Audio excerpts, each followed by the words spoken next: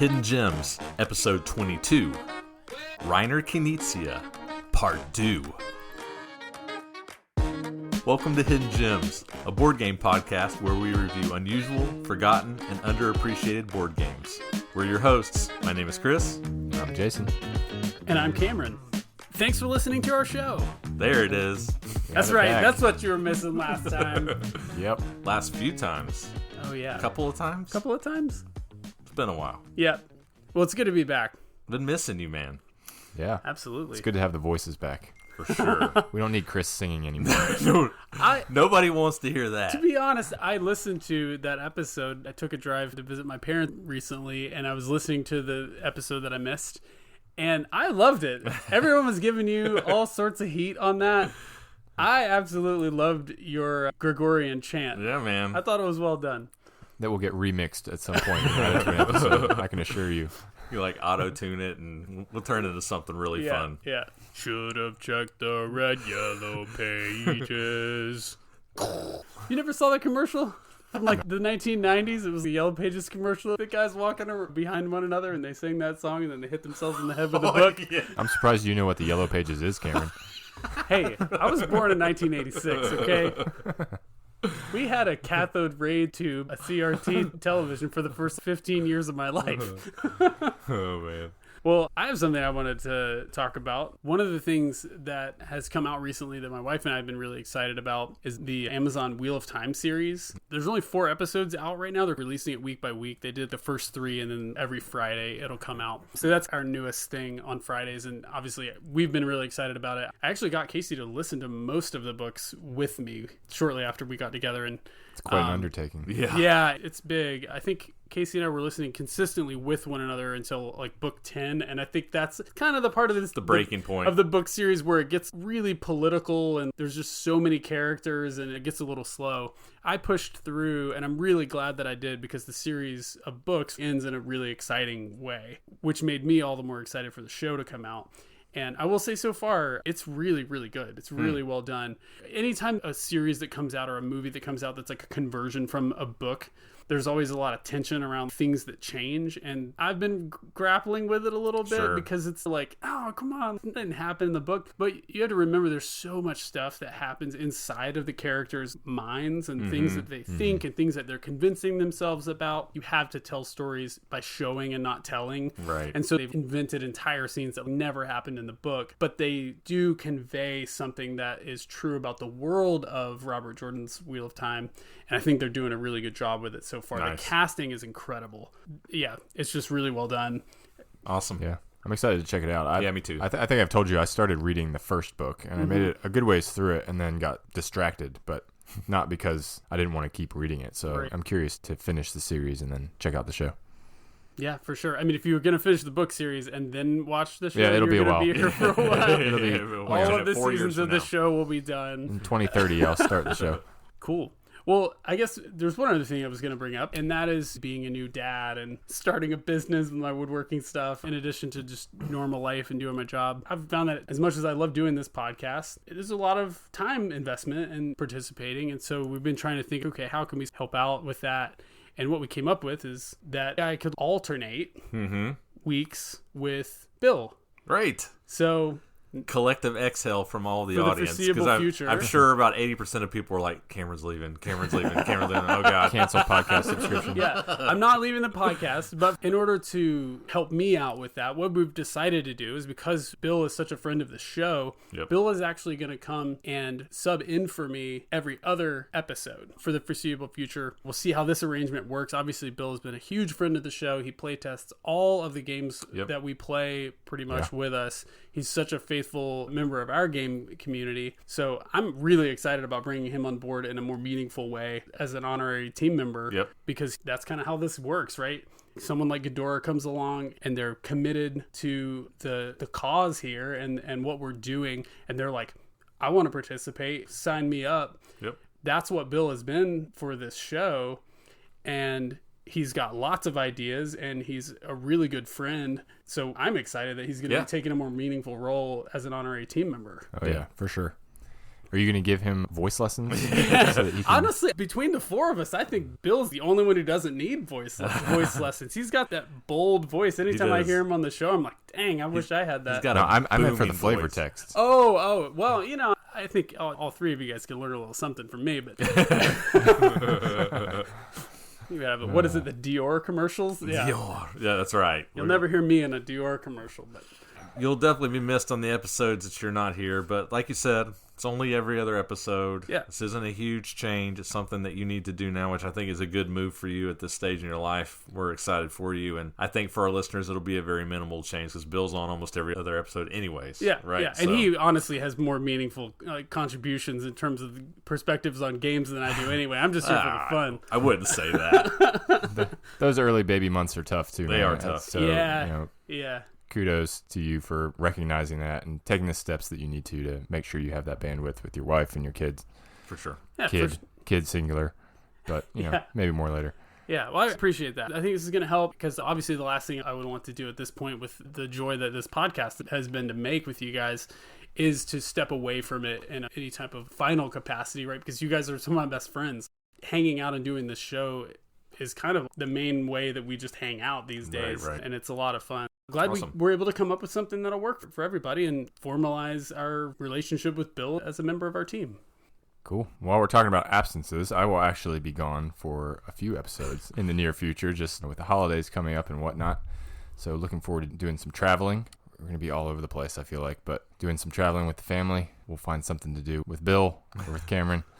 But I'm not going anywhere, team. Chris never goes anywhere. Chris is going to be here in this game room playing games we're talking about. I don't think you've missed an episode yet. I haven't. If I have to do a solo games episode, I'll do it. Chris is going to do a segment about Pixel Lincoln. We know Paul will be excited about that. Nope. So we've got some other exciting news that we'd like to share with everyone in this episode, and that is that we've actually introduced a merch store on our website, which feels really awesome. This podcast has progressed to the point that we have merch. It's crazy. It's like a rite of passage. Exactly. What we've done is we've actually developed a t-shirt based on the HG logo that our Instagram folks out there will be familiar with. It's our little icon. Our HG avatar. That's right. It's a heather gray shirt with a white version of that graphic. And we've got it available in a unisex fit, just a plain old t-shirt basically, and then also like the women's fashion cut. Right. Looks pretty sweet. So yeah, we've got a store. We've got products on our store. Super exciting. It's something we hope to develop out a little bit more if it seems like folks are into it and into supporting the show that way, because obviously when you buy a shirt, it supports the show. Yeah. The other exciting thing, drum roll, we finally figured out our Patreon tiers. Yep. We have finally come to a decision. That's right. And just thanks to everybody for the feedback out there on the guild and so forth, who have helped shape the ideas that we've come up with. We're really excited to be rolling this stuff out. So we've added 4 new tiers to our Patreon. We've got the Copper Miner, Gold Miner, Platinum Miner, and of course, Gem Miners. The premier tier. That's right. The Gem Miner. That's right. That means the most expensive one. But we've got some really fun stuff associated with that one that we'll talk about in a second. And with those tiers, we just felt like this really made sense. It ranges from $2 to $15, and hopefully that covers everybody that wants to support the show at the financial level that they feel comfortable doing so. And each of them comes with at least some benefit. And I would just encourage everybody who's listening to this, who's interested, go to our Patreon, check out the tiers that are there. Yep. But we do want to highlight a couple of those benefits that we're really excited about. And the first one, and this one's available at all the tiers, is actually pre-release content. So what we're going to start doing is actually, as we're playtesting games and digging into the R&D phase of these games, instead of sharing all that stuff on Instagram to everybody, we want to actually reserve that for the folks who are faithful supporters of the show. And that's going to be for you. And we'll be posting those updates at Patreon as pre-release content. That may include some other of our 360 teaching videos, something like that. And that, like I said, is going to be available at every level of support. The other things that we're excited about are things like monthly coupon codes. As we continue to develop out our store and add merchandise items, obviously there's a lot of design and curation associated with that. So that'll probably take a little bit of time, but we want to make that stuff accessible, especially to our Patreon supporters, in the form of coupon codes that you'll get each month. And the one that we're most excited about because we feel like this is the way that we're going to allow you to really interact with us and with this show in a meaningful way. And that is, and it's only available for the gem miners out there, whoever you are, that is guaranteed game reviews. Right. So some of you are familiar with the fact that we tend to mention when folks suggest a game for us to review on, say, our guild. Well, there's no guarantee associated with that. And what we wanted is to come up with a way to develop a direct connection with our fans and with folks that really care about this show and really care about hidden gems when they find them. Chris is actually going to talk more about how this one's going to work. Yeah, like Cameron said, we're very grateful for our guild for giving us a list of recommendations that is hundreds of games long. That we'll never get all the way through, unfortunately, because we probably won't live long enough to play all these games. But we're very thankful for that list. But like Cameron said, we can't guarantee anybody any plays necessarily. We just try to pick out the ones that we can acquire or look interesting to us. But with this tier of support, it guarantees that we will review a game of your choice, given that it's acquirable and it doesn't have like a 12-hour playtime or something like that. As we're talking about balancing life and podcast, yeah. Sorry, babe, I gotta go play that game. It's the same game, the same one. I could totally for the see fourth night in people a row. doing like Fall of the Third Reich and High Frontier and World in Flames. But we will guarantee that review, and then on top of that, we will invite you to give us your pros, your cons, and your final thoughts, and we will read those live on the air, just like you were reviewing the game with us. And then we'll discuss things that you have to say. And obviously, we'll mention you by name so everybody knows it's you. So it's kind of like you're doing a review with us. Yeah, it's like you'll be a part of the show. Yeah. And get to contribute a game to the show as well. So we think that could be really cool. We're excited to do that. We're excited to interact with our guild members and our listeners in that way. Yeah. And you can shuffle your game to the top of the pile. Yeah, it's going to be really cool. We hope we have folks that'll take advantage of that because we do want to interact directly with our true fans out there who would be willing to support us at that level because that would just make a huge impact for the show. And we'll talk a little bit just for a second about goals. Obviously, when we make a big deal about Patreon and merch and all that stuff, we want everybody to know we're not trying to get rich here. Right. We know that there are expenses associated with this podcast. We know what that number is. And our goal is just to invite folks who want to see this show continue at the level of support that we're giving it to just be able to kind of share the burden of those monthly expenses that it just costs to create a podcast. Yep. That's our only goal. We're not trying to get you to give us money so that we can buy games. As you can see, if you've ever seen the pictures of Chris's game collection, we don't really have a problem filling up our game shelves on our own. So this is just a way for you to join us in supporting the show. Yeah, like Cameron said, excited about this, excited about you all who are interested. And I know not everybody will be, and that's totally fine. Yeah, There's no don't pressure feel here. any pressure. It's just if you feel like what we're giving to you is worth a little bit of a contribution, we'd appreciate it just to cover some of our expenses. Would be awesome. Sweet. All right.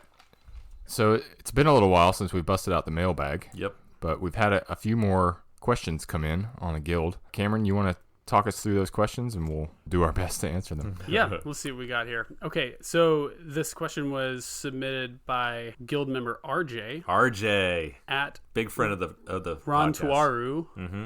I think is how we might pronounce that. His question is, what game or games do you feel first really opened your eyes regarding how far board games could be pushed, either mechanically or within a certain genre, and in doing so really sparked an interest in further exploration?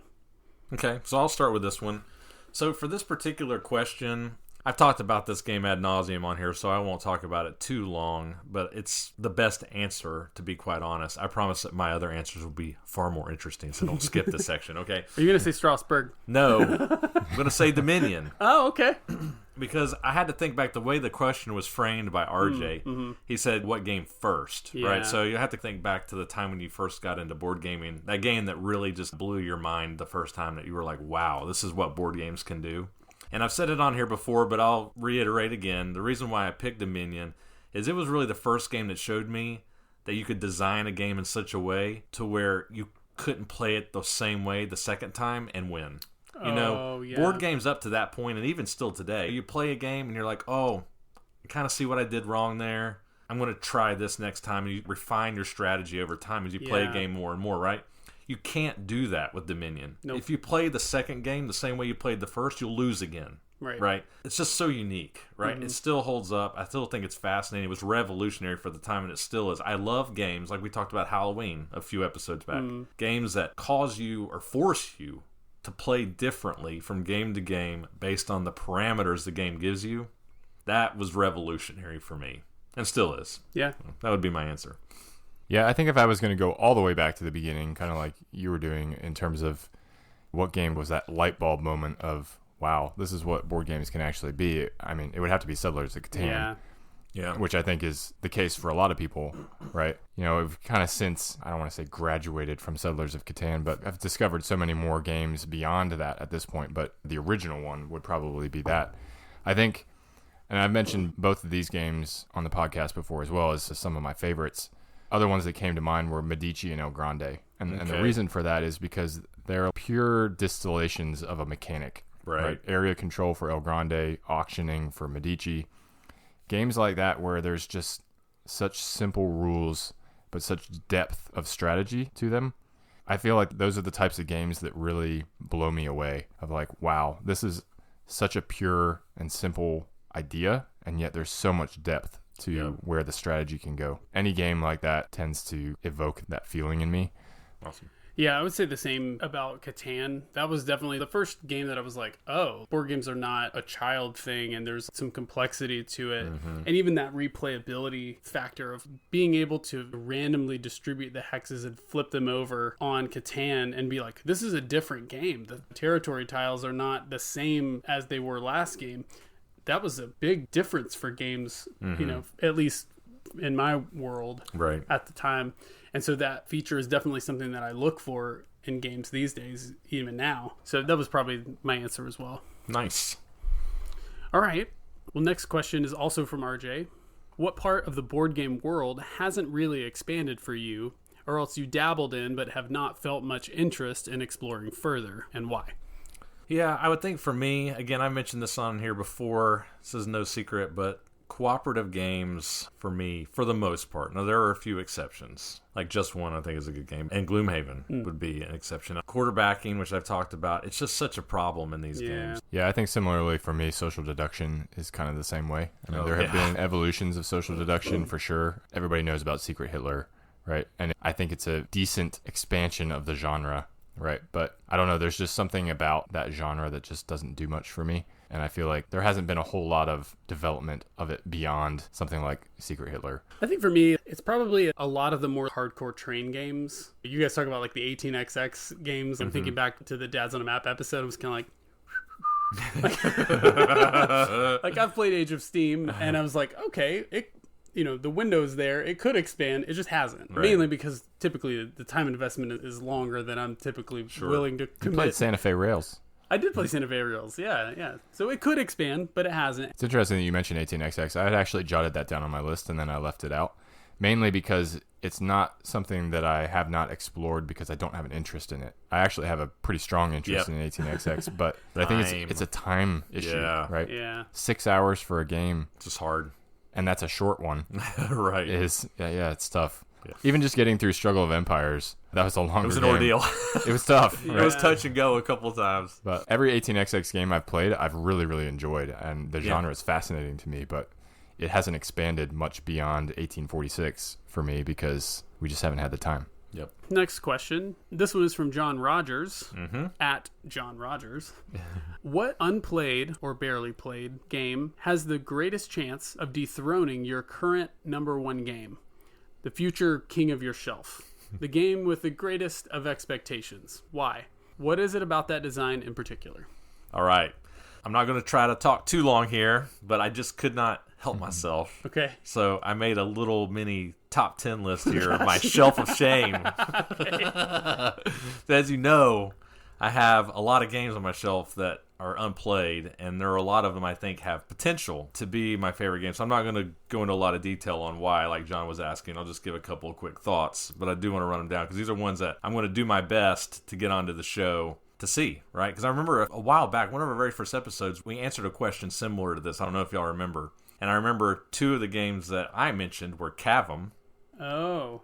And it's a 6 for me. Yeah, which ended up being a strong game for us. And the other one was Code of Nine, which we've now since reviewed, which I loved as well. That was the one I was out for, yeah. Yeah, it's like a deduction game, logic deduction. So, yeah, I like this question. So here we go. Number 1, Tigris and Euphrates. Since we're talking about Reiner Knizia, I mean, it's a lot of people's number 1. Sure. I need to play this game. Yeah. Stevenson's Rocket, also Reiner Knizia, train game, but with some viciousness apparently, mergers and veto power and such. I think I would like this game. Speaking of train games, Gulf Mobile in Ohio and Samarkand, which are John Boer games, which we will be reviewing because we're going to do an episode on John Boer. So that's coming. Okay. Cool. Mermies, game about ants. Oh, yeah. I've seen this one on your shelf. Yeah. I've been wanting to play this game forever. I thought you had played that one. No, not played it yet. I have played a game about ants, but I don't think Chris likes it very much. Which game? Oh, yeah, that one with the pie pieces. Oh, Micropolis. Micropolis. Yes, junk. It's okay. It's meh. Number 5, Liberté. Martin Wallace. Kind of a war-ish game. 3 different winning parameters. Interesting sounding. Excited to try it. Number 6, Yedo. Really want to play this one. That one looks interesting to me.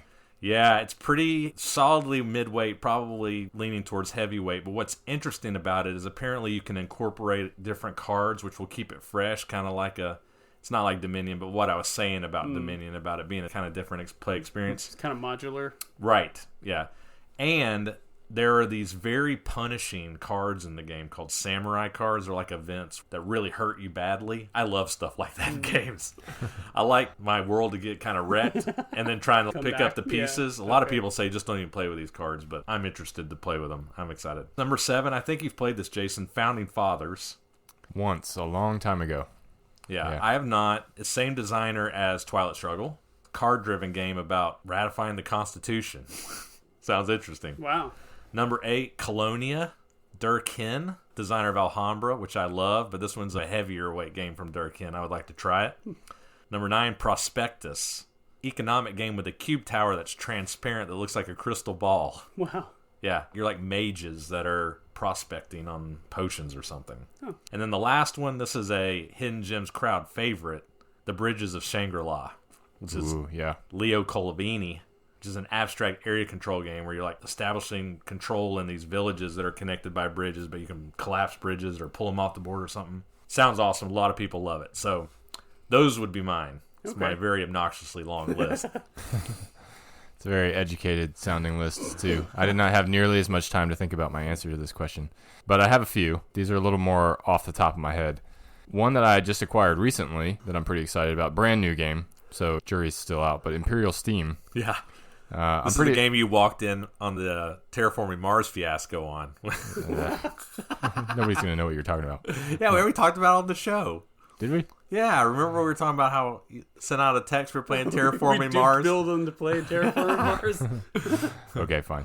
Yeah, but no, this game seems really intriguing, and I've played like a half of a game of it with my son, he's 9 years old. So Gavin played Imperial Steam with you? He did.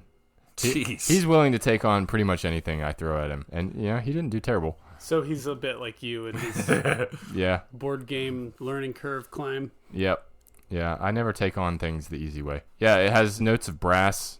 It's by the same designer as Lignum, which is a really cool, very dry but interesting game about woodworking, actually, Cam. About chopping down trees and milling lumber from trees. So you're not actually building anything. I'm already you're just, interested. You're Tell just me more. milling lumber.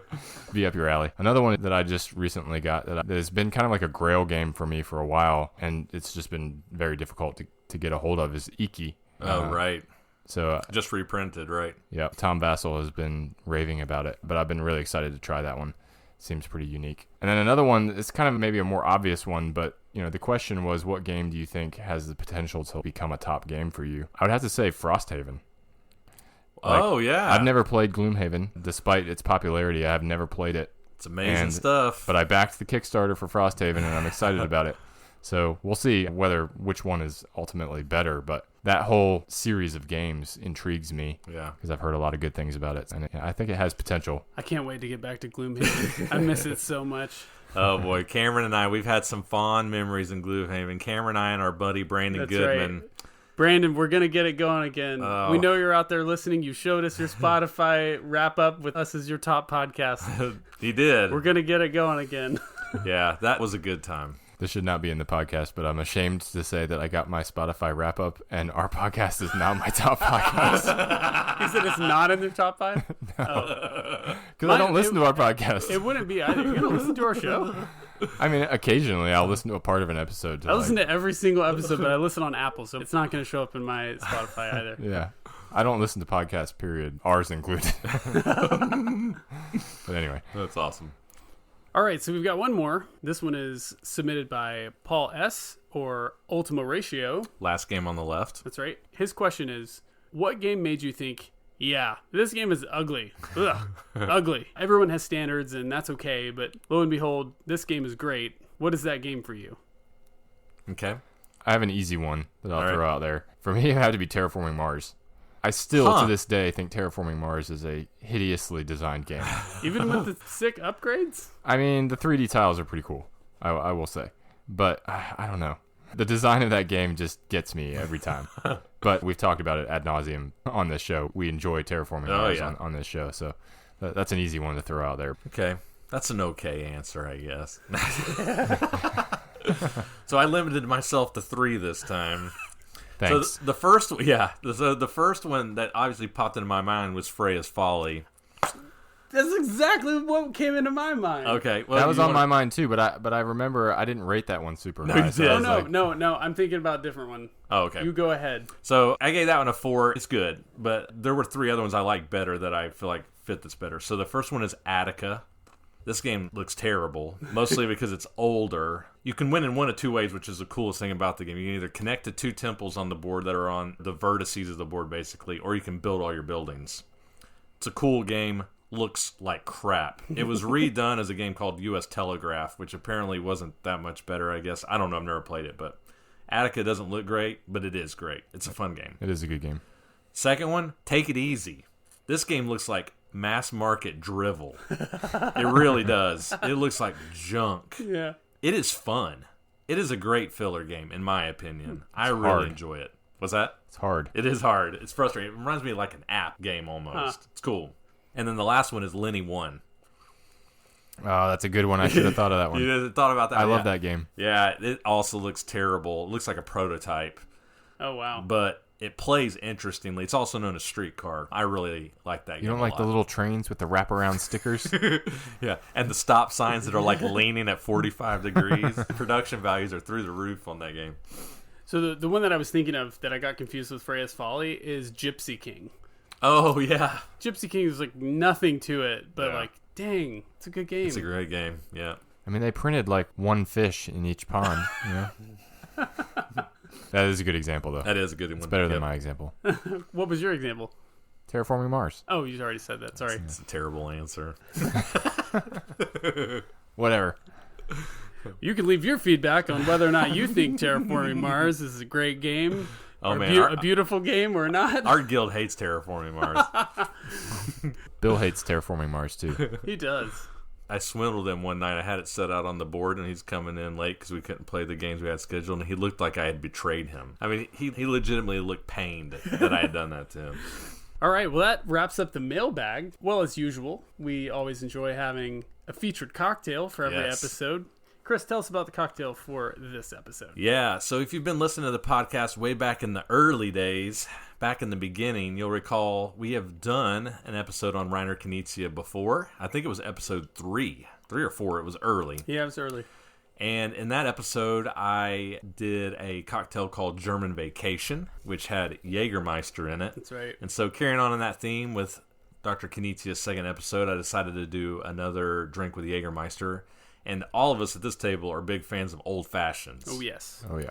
And so I made a Jägermeister old fashioned.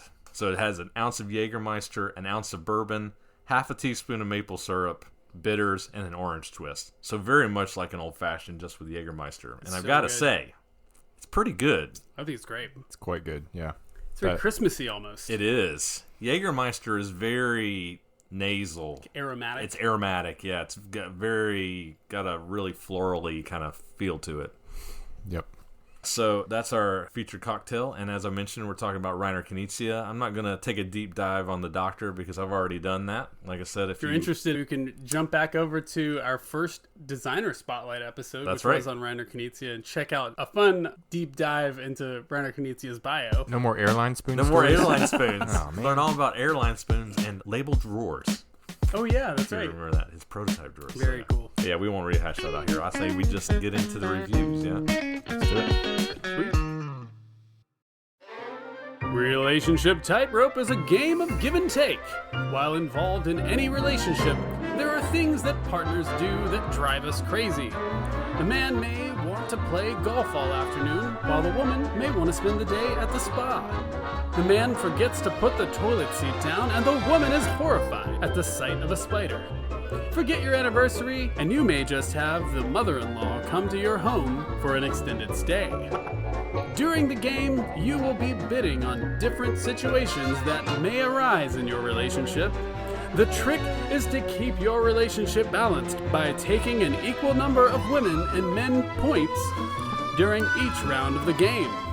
The winner is the player who keeps the most balanced relationship by the end of the game.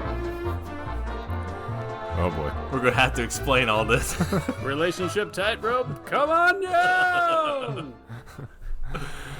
What year did this game come out? Bidding in relationship points. Because you don't keep track of your relationship in terms of relationship points? Scorekeeping at its best. Yeah, that's right. Relationship scorekeeping, the game. That's like grade 1 of marriage relationships. Definitely keep score, always.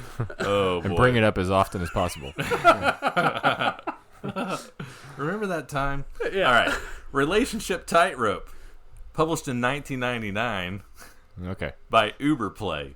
At the time of this recording, its BGG ranking is 4,298. Designer, obviously, Reiner Knizia. Brief rules summary for Relationship Tightrope.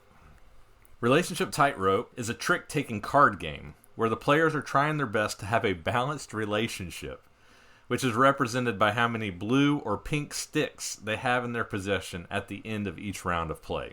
As I mentioned, this is a trick-taking game, and the deck of playing cards consists of a single suit of cards numbered 1 through 50. The players will be dealt 9 cards face down and will play 1 card each trick for a total of 9 tricks played each round. Each trick, a point-scoring card numbered anywhere from 1 up to 9, will be flipped face up, indicating how much the current trick will be worth. For example, let's say the 4 gets flipped face up. Starting with the winner of the previous trick, the players will all play 1 card face up from their hand in a clockwise direction. Whoever played the highest card will take a number of blue sticks equal to 4, because that was the value of the point-scoring card. Mm-hmm. Whoever played the lowest card to the trick will take a number of pink sticks equal to 4.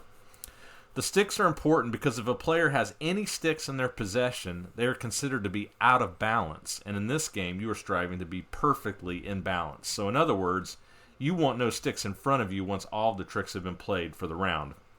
So let's say you played the high card and got the 4 blue sticks in the current trick, and the next point scoring card is revealed showing a 6. If you played the lowest card of that trick, you would receive 6 pink sticks. However, since you already have 4 blue sticks, you will return the 4 blue sticks and then only take 2 pink sticks. So basically you take the difference. Mm-hmm. Now you're a little bit closer to being balanced, and ideally you want to have a score of 0 at the end of each round once all the tricks are played. One other interesting wrinkle is the presence of 2 instant forgiveness cards, 1 pink and 1 blue, in the point card deck. If one of these cards gets flipped over, you immediately flip over the next point scoring card. Depending on the color of the instant forgiveness card, whether it's blue or pink, the blue or pink sticks will not be played for in the trick in which the instant forgiveness card is played or present. And that's basically it, except for one more scoring wrinkle. If a player finishes a round of tricks with 0 sticks in front of them, so they're in perfect balance, they can also zero out their highest or their worst score from a prior round. The players will play a number of rounds equal to the number of players in the game, and whoever has the lowest overall score at the end wins the game. And that is generally how you play Relationship Tightrope. So we've talked about thematic card games before on this podcast, namely Dr. Jekyll and Mr. Hyde. But we did mention at the time that capturing theme in a card game is not an easy thing to do. Although we did feel like that game did it pretty well. Sure. Do you feel like this game captured that feeling of trying to maintain balance, kind of like you're walking on a tightrope? And how do you feel like the theme was implemented in this game? Did it make sense? How did you feel about it? Yeah, so I honestly really did get that feeling because you're just trying to balance and have this tug of war thing between, oh, I got some blue sticks, now I got to make sure that I get some red sticks, and it kind of teeter-totters back and forth throughout the game. I feel like it did a pretty good job getting you in that I'm trying to strike a balance mindset. Yeah, I will say yes and no.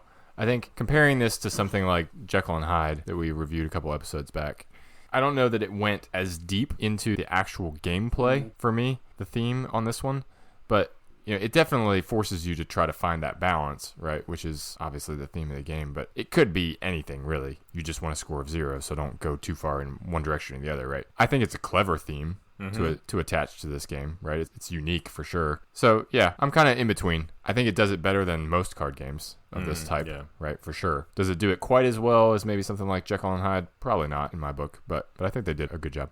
Yeah, I agree. Was it quite as good as Jekyll and Hyde? Not quite. But I think it did a good job. When I play this game, it did feel like you were walking on a tightrope. You see somebody walking on a rope and they lose their balance and they kind of swing their arms to one side and then they kind of swing their arms back to the other side, right? It felt that way. Yeah. When you might catch a trick and you catch 8 blue sticks and you're like, whoa, I'm real out of balance, right? And then you're trying to swing yourself over to the other side and play a lot of low cards to try to get the pink sticks to zero that out, basically. Right. I felt that. I feel like it accomplished that. Or if you're like me, you do great for the first 7 tricks of the game, and then you completely tank on the last 2 and just get like 15 blues. Just get hammered on the last couple of tricks, exactly. So yeah, I mean, it did a good job. I think we have to mention, I'm sure a lot of people are wondering about this from our reading of the flavor text and our description of the game. So obviously it's taking this tightrope theme and it's attaching onto it some pretty on-the-nose gender stereotypes, which you probably should be aware they might rub you the wrong way. I'm not sure that every female that plays this game will appreciate seeing a picture of a girl standing on a stool above a spider, being freaked out about a spider. I don't know. Although they might relate to being upset about the toilet seat being left out. And that's true. That's true. No one likes falling into the toilet. I will say I found the game to be funny at times, and I didn't feel like it was super offensive or anything. I'm just saying, be aware. I read some comments on BGG that some people were like, this theme is off-putting. Outdated, maybe. And I could see that. Yeah. So I think it's just at least worth mentioning. So obviously this is kind of a tweak of traditional trick-taking games, and I think the thing that interested me about this when I was thinking about this one in comparison, we've already mentioned Jekyll and Hyde, some of the mechanics are actually different in the sense that you're not incentivized to try to win every trick. Because sometimes you need to intentionally play the lowest in order to get pink sticks and swing yourself back the other way. You can win in 2 different ways, depending on how you think about it. Right. Or to hit somewhere in the middle so that you don't take any sticks, which you might conceive of as being winning. How do I not take any sticks? Taking sticks is somewhat of a punishment. Right. I thought that was an interesting take on the trick-taking genre. Yeah, I felt like the more I played this game, the more I realized a lot of it is about planning ahead, right? Which I guess is part of, a real relationship. Thinking about like making sure I'm investing in my relationship and pursuing my spouse, right? It's taking a look at that hand at the beginning and saying, okay, how many cards do I have a pretty good chance of taking blue sticks with? How many cards do I have a pretty good chance of taking pink sticks with? And then figuring out how to mitigate the damage, right? And what's really interesting about it is kind of what you were saying, Cameron. You can take one of 2 approaches, or kind of like a hybrid in between, of, well, I'm just going to try to stay in the middle and make sure that I can just get rid of all of these liability cards, right? Like if I have the 50 in my hand or I have that 1 in my hand, that's a guaranteed pink stick or blue stick catch, right? And it's trying to figure out, okay, well, I can either throw that 50 that I know is going to take blue sticks on something high because I know that I have a lot of low cards, and I can take 9 blue sticks with that 50 that I know I can take because I know I'm going to end up taking a lot of pink. Right. It's going to balance me out in the end. Right. Or you throw away that 50 on a card that's only going to get you 1 or something. Worth 1 point, yeah. Right. That's only going to give me 1, or I throw it away on one of those, whatever instant you call it. Forgiveness the cards. Instant forgiveness cards. And so you're playing this game of, I know these cards can win me something, or I have a good idea that it can. So how do I use them? So that was a fascinating puzzle to me. Yeah. You covered like all of my pro thoughts there. Yeah, I agree with you wholeheartedly. I think everything you said I agree with. I think in this game, you feel like you're just constantly assessing your risk right in your hand. As the game continues to go, what is going to get me blue and what is going to get me pink? And that changes over the course of the game because you might catch with something that you weren't planning for, right? Yeah. You might play a 27 and you're like, it'll be fine. And then it ends up being the high card. And then you're like, okay, I got to reassess here. Now maybe I hold this card back and try to catch for pink later, right? So you're constantly trying to balance on that tightrope of how do I shed cards that are a liability while at the same time keeping cards that could bail me out. Yeah. If I get into trouble, it's interesting in that way. It's interesting. The more we talk about this game, the more I'm like seeing theme in it. Because I'm like this kind of describes those relationships where people get into these knockdown, drag out fights and then they make up like the next day. You're and like then, take a vacation kind of like somewhere. go back and forth. It's like, well, I got 9 blue sticks, but I'm going to compensate for it over here. Versus relationships where you're just vibing. You're kind of on the same page and you're not catching any blue sticks or pink sticks and you're just kind of staying in sync. Yeah. Speaking of the planning aspects of the game, one of the things that I found myself doing is that calculation of if you catch a large number of sticks early, if you had 7, you're like, okay, do I try to get the 5 and the 2 or the 4 and the 3 or the 6 and the 1? And it all kind of depends on which of those cards have already come out. Yeah, you never know which ones might be canceled out by those. Exactly. Which can totally hose you. Right. If you're because not if careful. you were planning, usually if you're dealing with that, I have a large number of sticks situation and you're going to try to divvy it up some other like, way. I'll get the pink 8 and then the pink 8 gets zeroed Yeah, out. you kind of try to like hone hone in on what's going to work for me based on the cards that haven't come out yet. So I enjoyed that aspect of the game, and I didn't never actually quite get it to work out for me to where I ended up with a low enough score to win. But it's an interesting puzzle to work at. Yeah, I feel like that pretty well covers some of the positives that we saw in this game. Were there any negatives that you guys noted? Yeah, so there was definitely one con for me that stood out pretty strongly. Most card games, especially trick-taking games, have suits, right? Tichu's not a trick-taking game, it's a ladder climbing game, but it has suits, right? Hearts, spades, you've got 4 suits, right? This game has one single suit, 1 to 50. There's a wide range with a single suit, right? The problem with that is that kind of design allows for a lot of chaoticness because it's harder to control. Okay. It's harder to control a suit of 50 cards than 13 cards, right? So let me explain what I mean. So in a game that we played, I played the 25, which theoretically is the safest card in the deck, right? If you're trying to avoid catching. But because the hand is so broad, everybody played underneath me on a 9. And I caught those 9 blue sticks on a card that I didn't plan for and didn't want to. But I couldn't avoid it because the suit is so big. Does that make sense what I'm saying? I think, in normal trick-taking games, you're saying you can play on this smaller spectrum. It's easier to trash on a smaller suit. When you're playing in this huge suit, right. If you play like a 30, it's so easy to play under you, even though there are 20 cards higher than you, right? But it's just so big. So for me, that introduced a little bit of randomness and lack of control that I didn't love. Now, having said that, again, with card counting and such, you can mitigate that randomness. I'm not saying the game is totally random at all. I'm just saying it's a little bit of an issue. Fair enough. Yeah, I mean, related to that, if you get dealt a hand that is mostly really high cards or mostly really low cards, there might be a way to mitigate it somehow and strategically throw those cards into tricks where you know people are playing high or playing low. But it can be really difficult to recover from a hand of mostly low cards or mostly high cards. If you have a balance, it becomes a totally different game. But I was thinking about that, and I had it in my list of cons, and I took it out because I was like, you know what? It's a trick-taking game. You don't always get a great hand in a trick-taking game, and you're incentivized to mitigate it however you can. And this game does provide a mechanism to get you out of a really, really bad deal if that's what happened to you, or if you just played poorly. And that's the whole thing of if you can, on a subsequent round, end with 0 sticks, you can cancel out a previously recorded round of anything. And I feel like that does help a little bit with some of those things. What do you guys think about that? Does it help? Yeah, so it's interesting you should say that. So that was one of the things that maybe worries me a little bit, and I kind of feel funny saying it because it bailed me out one game. It allowed me to win. Yeah. But I will say that to me, it doesn't really feel like, from a skill standpoint, there's that much of a difference between finishing with 0 sticks and finishing with 1 stick, right? If you can finish with one stick in front of you, you should feel really good about that, right? Yeah. Mm-hmm.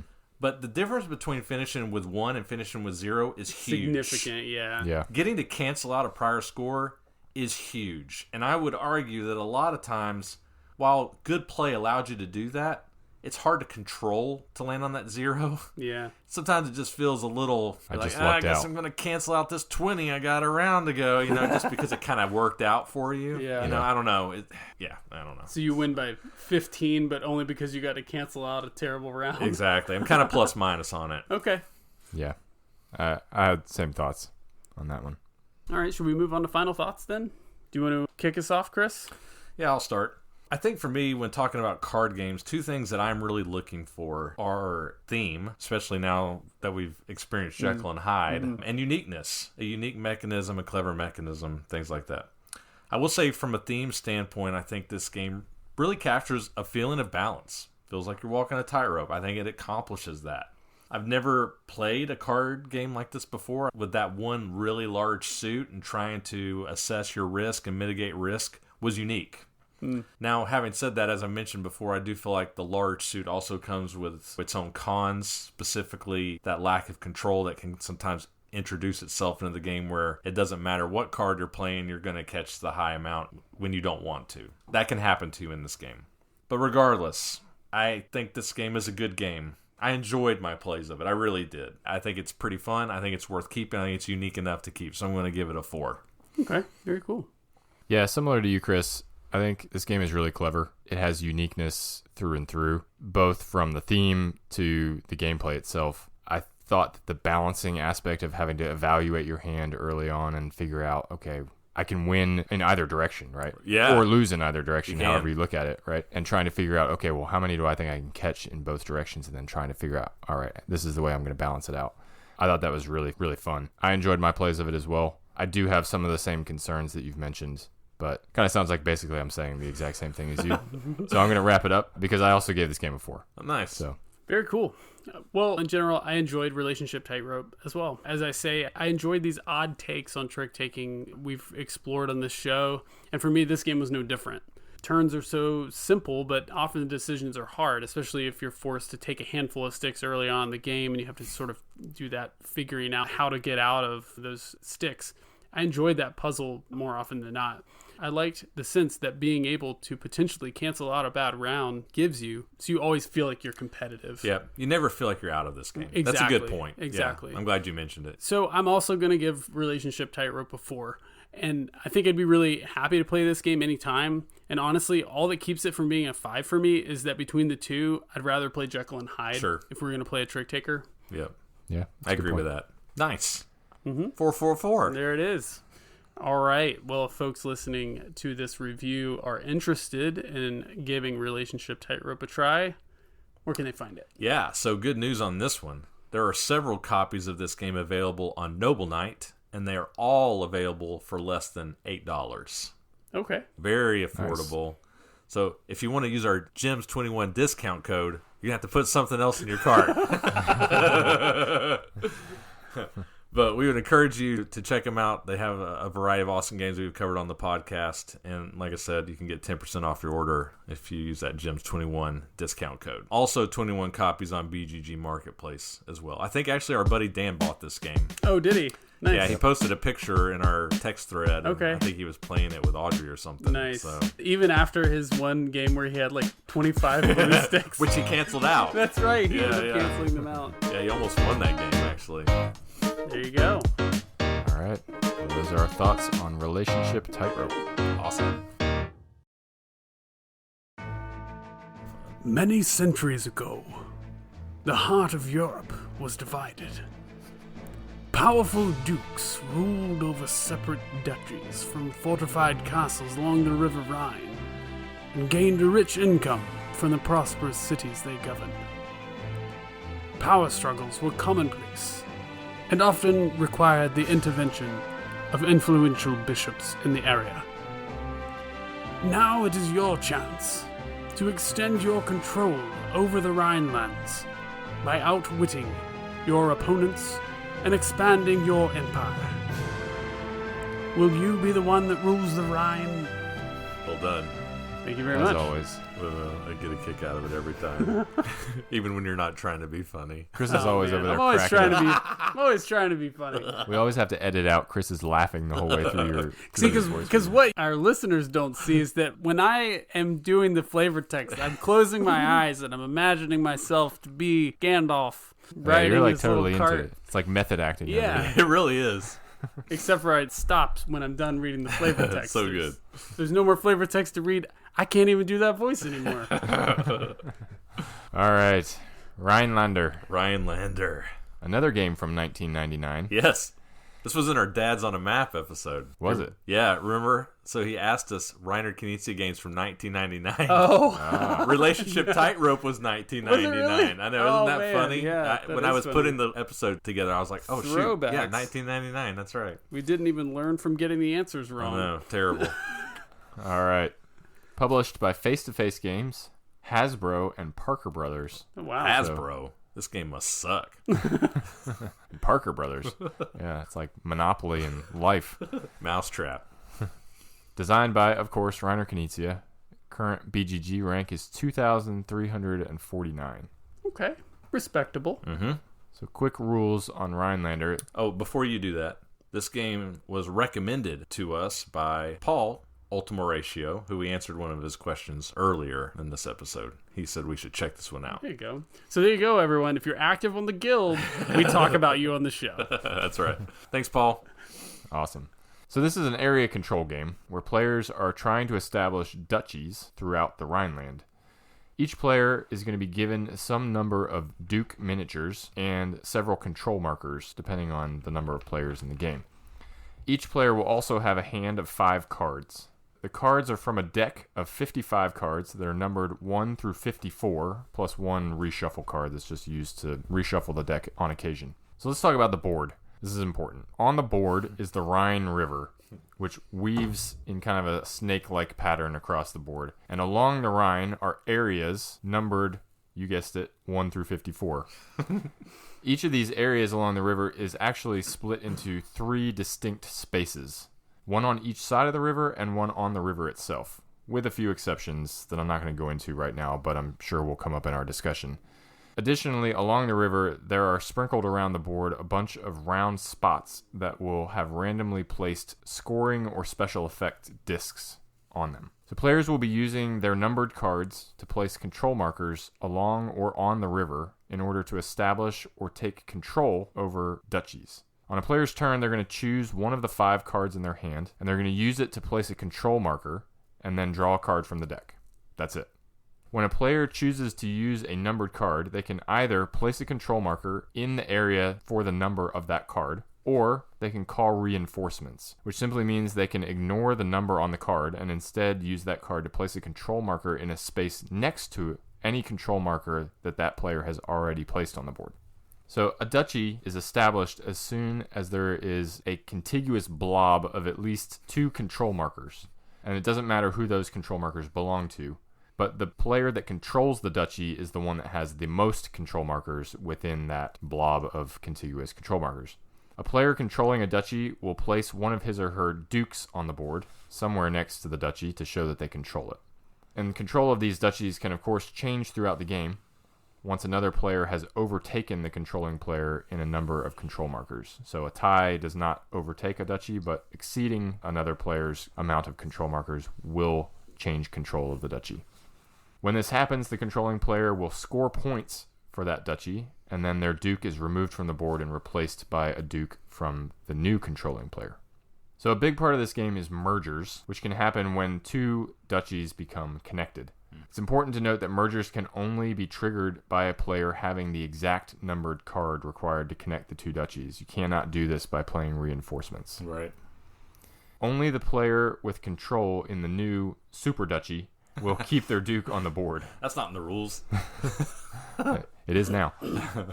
The player who controls this new super duchy will keep their duke on the board. The other scores as usual for their duchy in the state that it was prior to the merger. Right. And then they remove their duke from the board.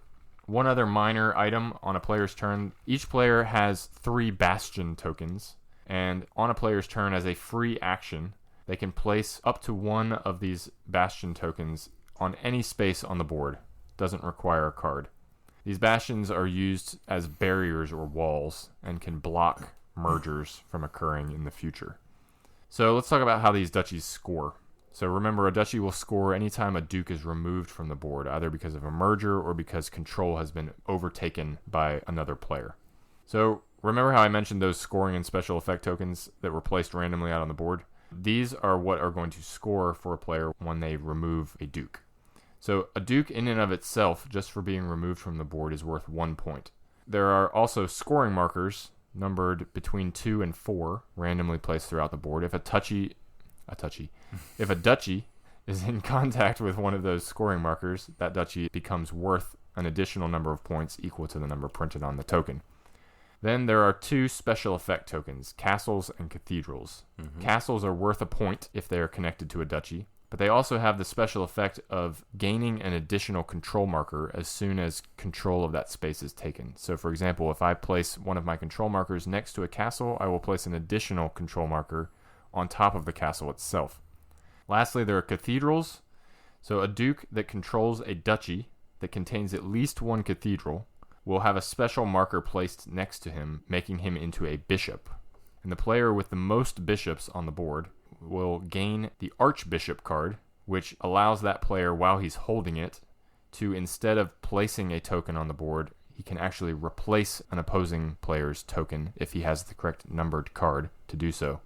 The game ends once any player has placed all of their control markers out on the board, and at that point, every duchy on the board is scored as usual, with the one important change that each duke that is on the board, instead of being worth 1 point, is worth 5 points. Huge. Which can be big. And that is, I think, if I didn't miss any rules, essentially how you play Rheinlander.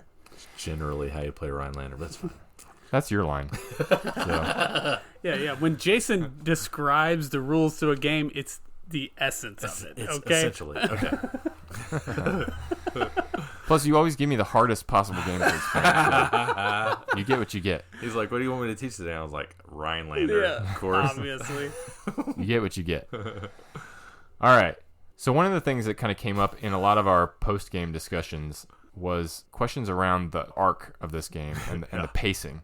Did you guys feel like the excitement and the pacing of this game was consistent throughout? Did you feel like it was kind of weighted towards the beginning or towards the end? How did you feel about how the pace of this game generally played out? Depends on what you mean by excitement. That's an excellent leading question. I think I know what you're getting at. So it's funny, the first time we played this game, I'm not sure if I said this out loud or not. I might have. But in the first 2/3 of the game, I was like, man, does this game suck? It didn't feel like anything was happening in the game. Everybody was just kind of putting out their duchies. Everybody was placing their knights out or their territory control markers. There wasn't a lot happening. And I'll tell you, in the final third of this game, it's just absolute fireworks. Now, that could be good or bad, depending on how you feel about it. But suffice it to say, the game transitions pretty abruptly from being pretty innocent and unassuming to in-your-face and cutthroat quickly. It gets nuts in the last couple of turns in this game. Duchies are merging, changing hands. People are going across the Rhine. And you covered this in your review, Jason, but just to reiterate, because there's a lot of rules there. You can branch across the Rhine River from one side to the other and hook into somebody's duchy by placing a marker on the Rhine directly. And that is enabled by the fact that there's a reshuffle card in the deck that comes up often. And so numbers will come to the surface a lot in this game, potentially. And yeah, it can lead to some explosive moments at the end of this game, for sure. There's also some tricky connections on the board, too, which I alluded to but didn't go into the details of. That some of these territories join each other back to back. Yeah. Right? They're not on the same part of the river, but the river loops around and it connects in, or there's islands, so the river branches and then comes back in, and the shape of the spaces on a particular number get kind of weird because they're connected to each other. Yep. Yeah. It allows for weird, unusual adjacencies. Right. Where acquisitions and mergers can occur. Mm-hmm. So yeah, so as I alluded to in this game, it feels like the game is almost in 2 parts. There's a beginning phase and an ending phase of this game. And I will say on repeated plays of this game, I appreciated and enjoyed the thoughtfulness that really goes into your initial placements. Like I said, the first time I played this, I didn't really appreciate what was happening. I think you have to play this game once and get hosed in the end game to really start to understand why what you're doing at the beginning is important. And you really have two main decisions, I think, at least, in the beginning of this game. Am I going to try to establish some really large, fortified, secure duchies that I'm not going to lose so I can get that 5-point Duke score at the end of the game, but I have fewer duchies on the board? Or am I going to take some risks? Am I going to try to spread out? Am I going to try to establish lots of duchies, try to score a lot of points in game, or try to hold them and try to score more at the end? But you're spreading yourself a little bit thin, right? I think it leads to interesting early game decisions, and it really leads to some interesting thought processes at the end of the game when you're trying to merger and protect. I don't know. What do you guys think about that? Did you guys feel the same way? Yeah, I mean, each time you play a card, whether it's for reinforcements or it's on the number itself, I definitely felt that, oh, here's an opportunity to go there.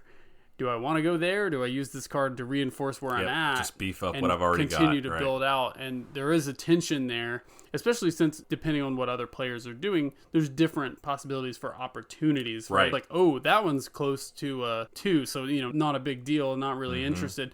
But this one's close to a 4. And that could be good to set up a duchy. And then even if I lose it, 4 points. At least get 4 or 5 points, right? A good decision space there at any rate. So you mentioned the reinforcement action, and I'm glad that you did, because this was another thing that I thought was a clever design choice, and I appreciated it more the more that we played it. When I first read the rules to this game, it seemed like the reinforcement action just made things a little too easy, being able to use a card for anything. But I now see why he did it, because if that wasn't an option, this game would be too lucky and random, right? Yep. You would be beholden to your card draw too intensely. And I will say, at the end of the game, you kind of are. Yeah. But in the early game, if you take the opportunity to use those cards for reinforcements and build yourself up and protect yourself for late game shenanigans, then you can protect yourself, right? And it's easier to reinforce yourself early because you can't reinforce yourself adjacent to somebody's territory control piece, right? So you have to make that choice. Am I going to do it early in the game and try to keep myself protected? Because if I wait too long, I just won't legally be able to do the reinforcement action anymore. The game won't be available anymore. Because there will be somebody adjacent to it, right? Then it transitions to where you really just have to have the exact card. Yeah. But I think that reinforcement action is a good choice early in the game. Right. Do I use it to try to go somewhere else and spread out more, or do I try to shore up a spot? Yeah. I will say, maybe this is transitioning into cons, but I felt like in my plays of this, I did try to strike a balance between sort of that diversification around the map and having a core base, so to speak. And I did feel pinched a few times where I found myself going, I would love to do X, but I didn't get the card. So I'm hoping that maybe someone else doesn't come in and swoop in because they did get the card and take a bunch of points away from me. It felt like the card draw luck maybe played a little bit too big of a role. Did you guys feel that?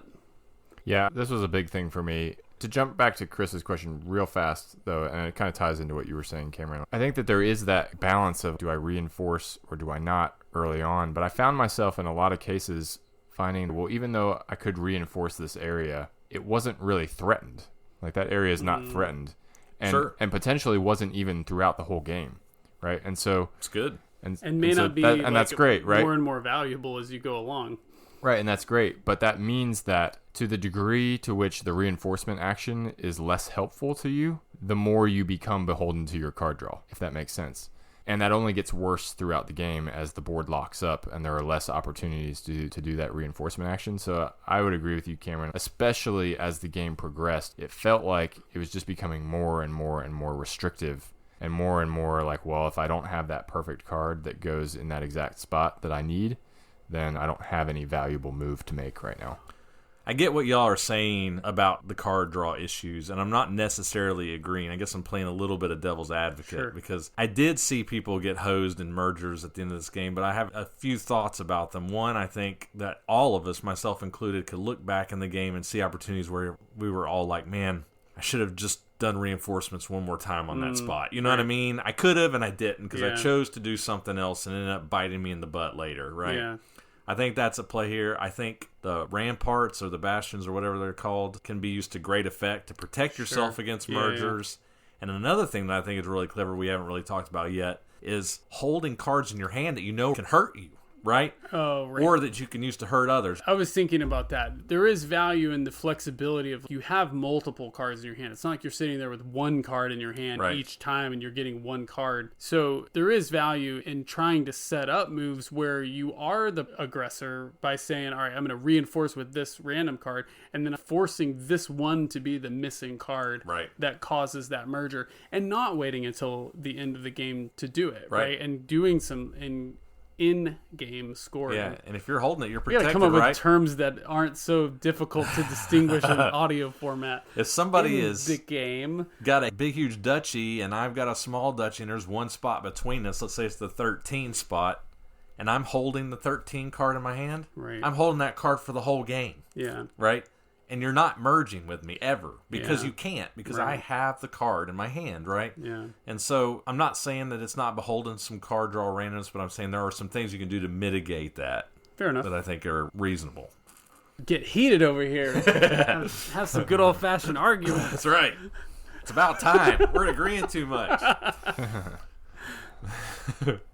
All right, for me, I'll just say it straight up. This is a 3. I can't say I enjoy games that don't really offer what I think is bigger picture planning. I feel like this game forced me to depend too much on that magic card that we were talking about. Too often, my enemies would just encroach on my areas. There was nothing I could do to stop them from taking over beyond the means that we've discussed with the bastions and stuff. Maybe there's more to this one that I just don't see. That's entirely possible. I don't always grok games in the times that we play them, but I didn't enjoy it that much, and I would honestly just vote to play something else if this was proposed on a game night.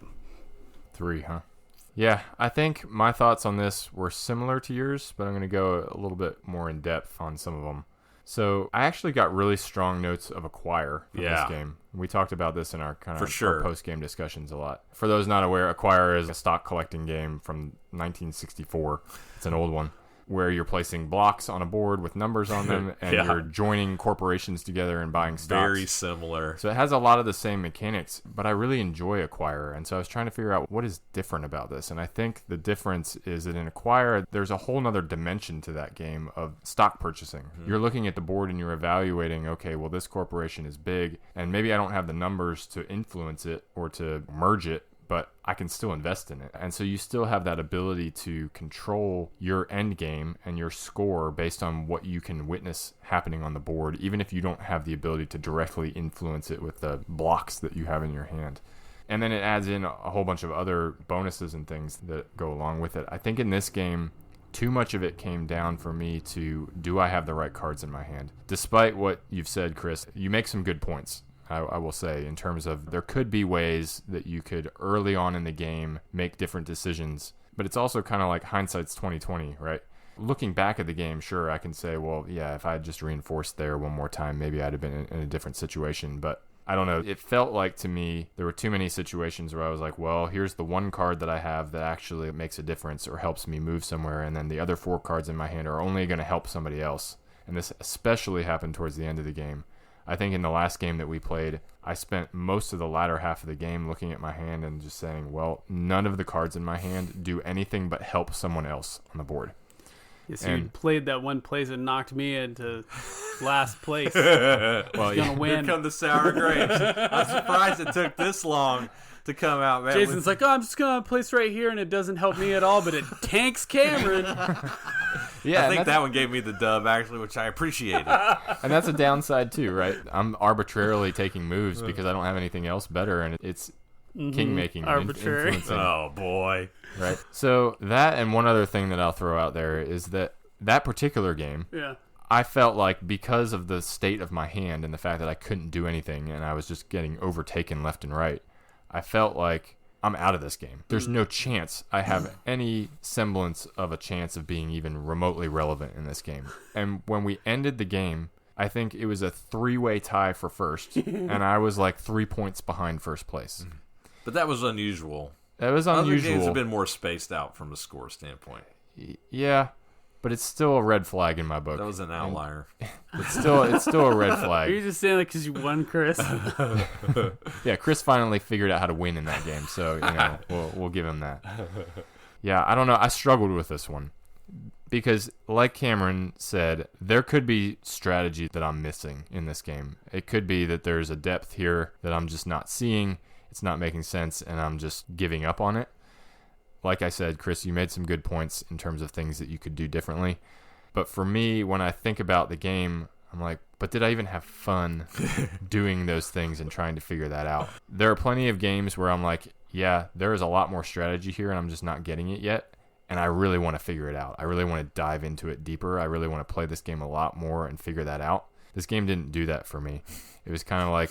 You think about it and you're like, oh, I have to play this game again. I'm like, there might be more strategy there, but I'm not that curious to go try to figure out what it is. And so for me, unfortunately, I landed on a 2 for this game. Oh, ouch. I think that it's not one that I would want to play more, and it's one that I have reservations as to whether or not there are some things wrong with it. And I say that... A 2 teetering on a 1? No, a 2 means bad game. You said some things wrong with it, that yeah. usually hints at a 1.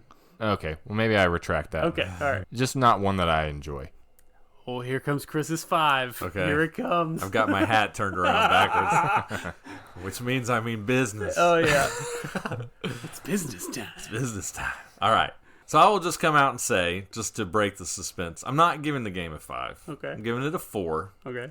I think the game is solid. I think the game is a solid area control that I really enjoyed with a lot of choices. And when I say that, let me be specific here. I think there are a lot of choices in the first 2/3 of the game. Reinforce. Well, yeah. Or, go over here.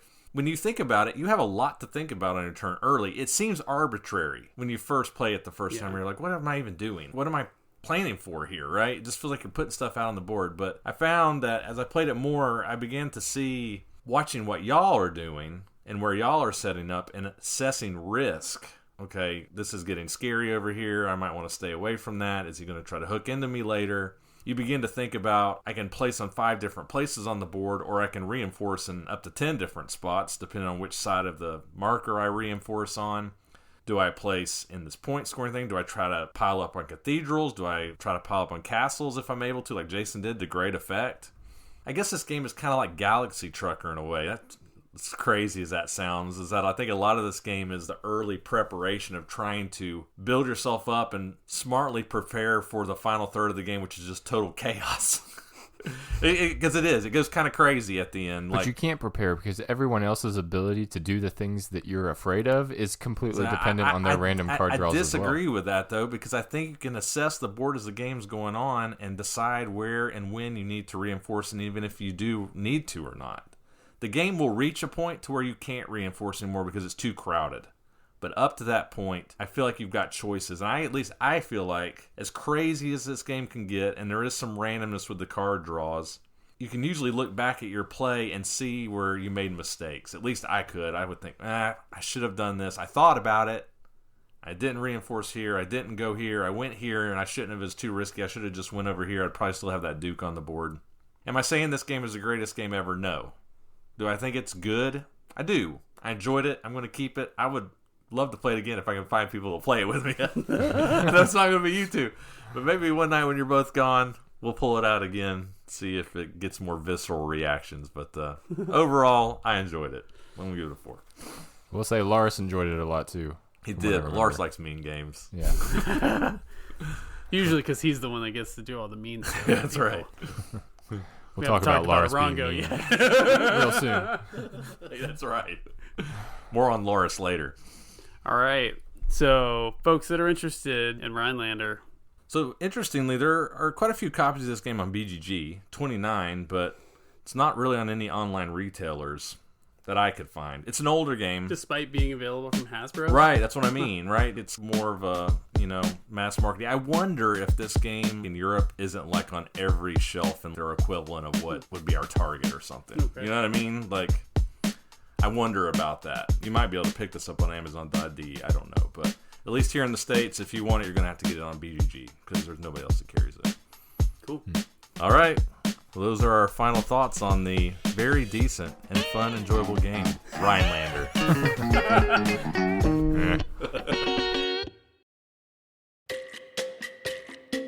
Erect your monumental statues, or moai, as quickly as possible on one of the numerous coastal spaces of Easter Island and on its ceremonial site, Orongo. With the right resources and careful bidding, you can acquire the best spaces. Be the first player to build the ceremonial moai, and you will be the winner. Nice. Orongo. Short and sweet. Short and sweet. That was just plain old Cam. That's right. I like plain Which is old okay Cam. too. It's it's okay too. My voice is welcome on this show as well. It's better than plain old Bill. I disagree. All right, Orongo. So I get to put my Jason hat on tonight and play Wikipedia guy. Ooh, I'm excited. Yeah, you're going to like this. This is pretty cool stuff right here, okay? All right, so I'm going to talk a little bit about Orongo. Orongo is a stone village on the southwestern tip of Easter Island, which was home to a group known as the Birdman Cult. Okay. Okay? They lived on Easter Island between the 18th and mid-19th centuries, and their defining ritual was an annual race to bring the first sooty tern egg, which is a type of bird.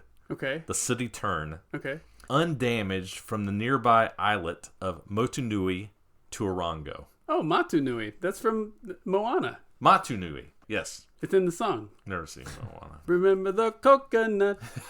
All right. So, oh wait, I'm not done yet.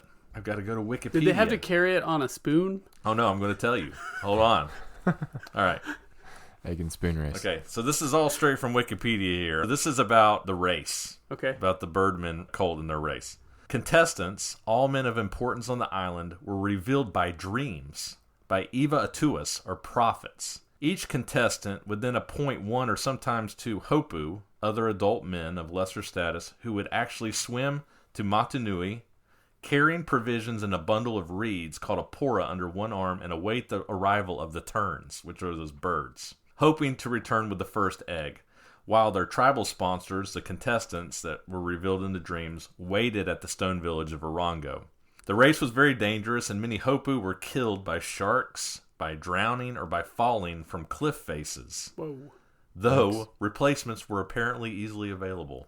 Once the first egg was collected, the finder would go to the highest point on Motunui and call out to the shore of the main island, announcing his benefactor by that benefactor's new name and telling him, "Go shave your head, you have got the egg." The cry would be taken up by listeners at the shoreline, who would pass it up the cliffside to the contestants waiting in the stone village. The unsuccessful hopu would then collectively swim back to the main island, while the egg finder would remain on Motunui and would fast alone until he swam back, which he would do with the egg secured inside a reed basket tied to his head.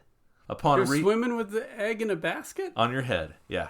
Wow. Upon reaching land, he would then climb the steep rocky cliff face and, if he did not fall, present the egg to his patron, who would have already shaved his head and painted it either white or red. The successful contestant, not the hapu, not the guy who retrieved the egg, the guy that they dreamed about, who had just been chilling in the stone city the whole time, would then be declared Tangata Manu, would take the egg in his hand and lead a procession down the slope of Ranu Kau if he was from the western clans, or Ranu Raraku if he was from the eastern clans. The new Tangata Manu was entitled to gifts of food and other tributes, and went into seclusion for a year in a special ceremonial house. So he isolated himself for a year. Once in residence there, he was considered tapu, or sacred, for the next 5 months of his year-long status, and allowed his nails to grow, and he wore a headdress of human hair. He would spend his time eating and sleeping, and would be expected to engage in no other activity. That was an honor? Wow. Yeah. It sounds like a punishment. Yeah. Isn't that wild? I've never heard this in my life. I've never heard this either. Yeah. Now seeing the iconography on the board, it makes more sense. Yeah. Because they're like birdmen and stuff on the... Birdman I guess the and bird is the what was it? It's a... Toasted... the toasted... It was a... Turn. Shoot, what was it called? It was called a sooty tern. Oh, sooty tern. Yeah. I must have my brain connected that with burnt toast somehow. The sooty tern. The sooty tern. Yeah. So there we go. Fascinating. We learned something today. That's awesome. That blew my mind when I heard it. I had never heard that before. All right. If Reiner Knizia is out there, he's going, I know, right? See? there is a game theme in this. Yeah, it kind of makes sense a little bit.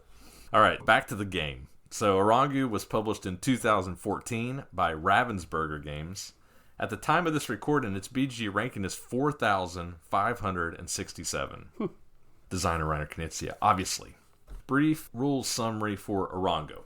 Orongo is a blind bidding auction-style game where the players are racing to gain control of resource hexes on Easter Island in order to erect their moai before the other players.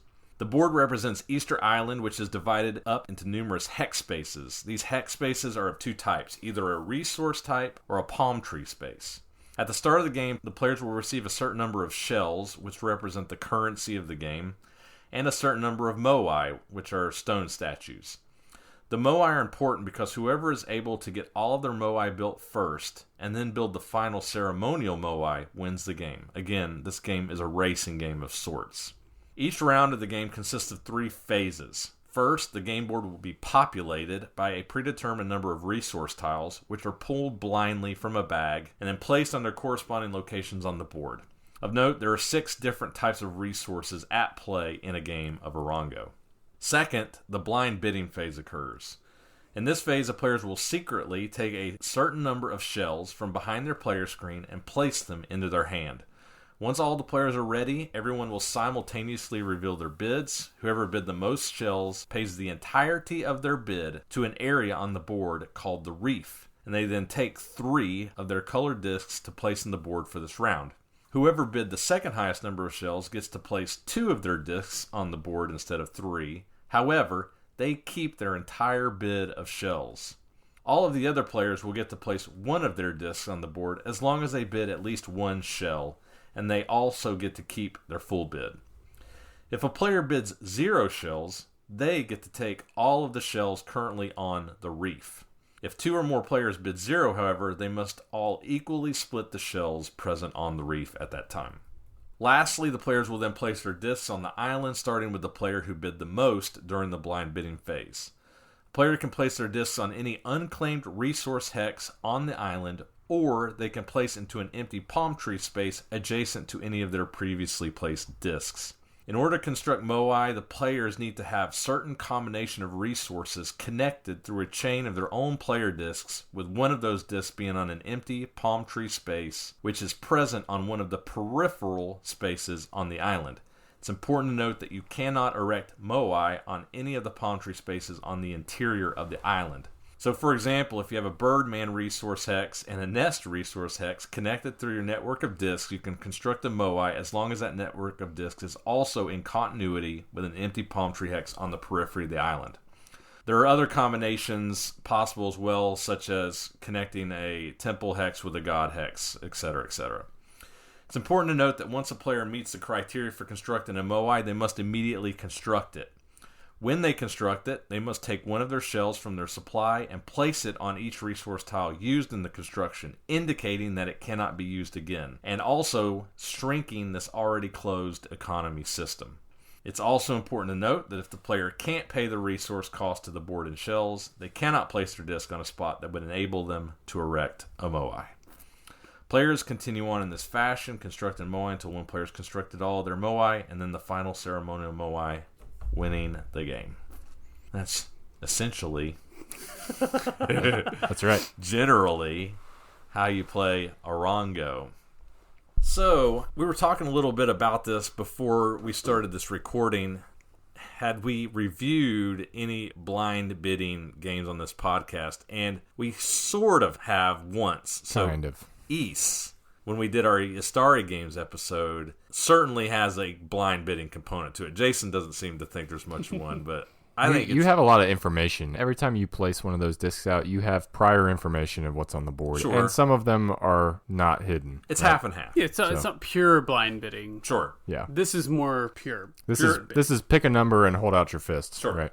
So, pure blind bidding. And blind bidding games can be very contentious and very polarizing, and a lot of people don't like blind bidding games, myself being one of them. I don't care for blind bidding games, generally speaking. But this is a different game, right? So we have to assess it on its own merits and how we feel like it executed it. So I would ask you all, how did you feel like Orongo did with the blind bidding mechanism? Yeah, so blind bidding is divisive because it can feel like you're just guessing, right? You have no idea what you're supposed to be bidding. Somebody else could bid totally wildly different than you were expecting, and you're just screwed, right? Right. What's interesting about this game is that it mitigates that by what happens to the various people who bid. And what I mean by that is that situation where only the person who bids the highest pays their bid. The second player takes their entire bid back, but still gets a pretty decent return for it. Right. And then you can also bid 0 to claim all these extra shells, which is super important because of the closed economy piece of the game. It's still a blind bid, right? You're still picking a number and throwing it out there and seeing what happens. But there's less of a penalty, it seems like, in this game because 3 out of 4 people who just bid are going to get all their shells back, right? And so I'm curious you guys' thoughts on that too. But I felt like that mitigates that random feeling to it. You're still trying to guess at what other people are going for, but it feels less punishing when I know that unless I bid highest, which in that case you're usually trying to, I'm getting all of my shells back. Yeah, I thought it was interesting in the sense that there is an element of this one where you end up over the course of a few rounds feeling out the economy, what the value of getting to go for 3 spaces is. And so I found myself at least going, 4 would probably take it, 5 would definitely take it, 6 would be throwing money away. You end up sort of getting this gut feeling as the game progresses and as this closed economy changes size. Right. Good points. And yeah, I think this is a very interesting blind bidding game. Jason, kind of echoing what you were just saying, in that blind bidding games more often than not are very harsh and very punishing based upon what feels like guessing, which is why I typically don't like them.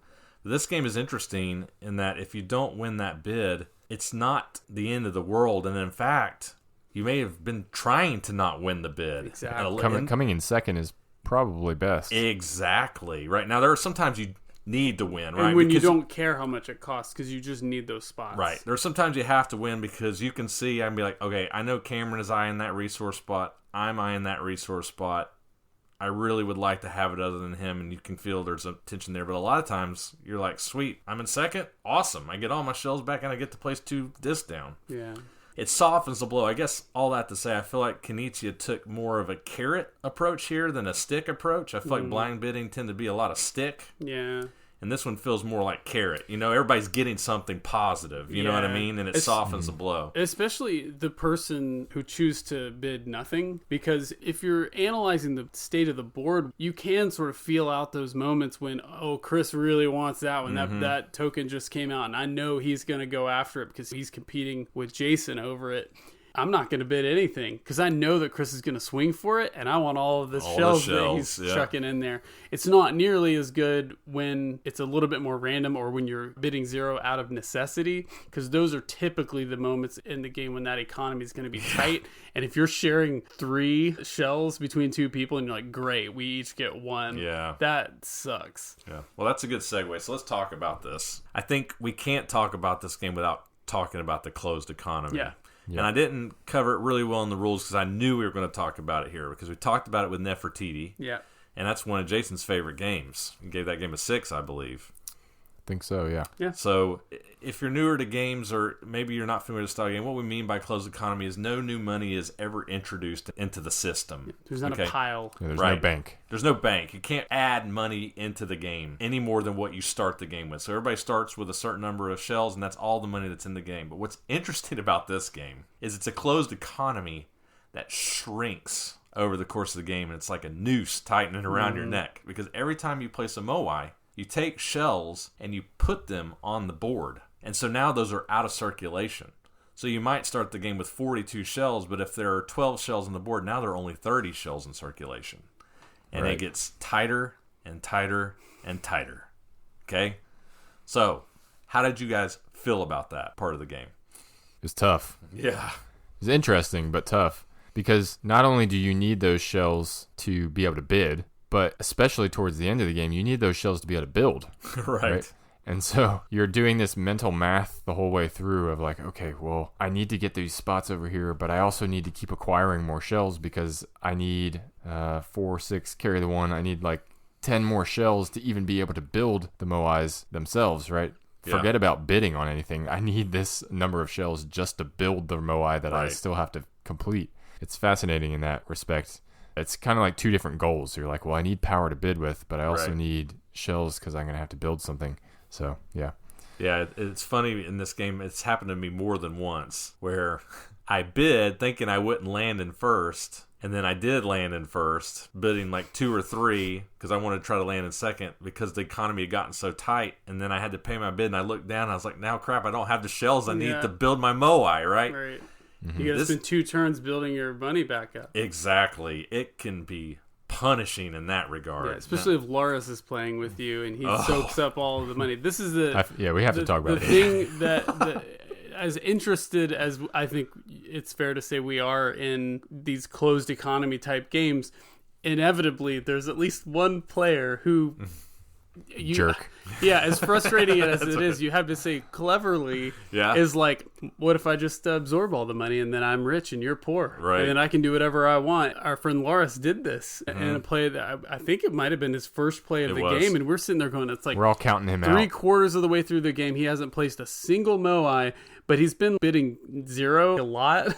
Yeah, I think. And then he came back and smoked us. He did. He came back and won. It's funny. I think one of us actually said something along the lines, not rudely, but we were like, "Are you trying to win?" It almost felt like he was throwing the game. It was like, are you just trying to mess with us? Right. Like you feel like you're so out of this game that you're just screwing with us? Right. Because he started smacking different ones of us, and blocking here, and blocking there.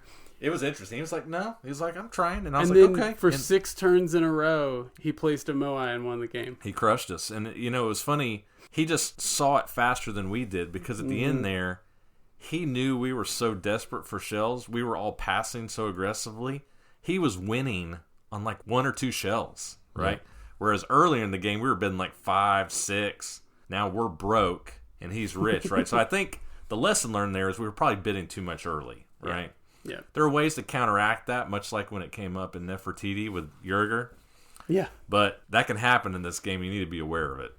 Yeah, because you don't even need to have all the shells. You just have to have enough to get people into that situation where they're like, well, I have 4 shells, but if I bid any of these, then I can't actually win the game.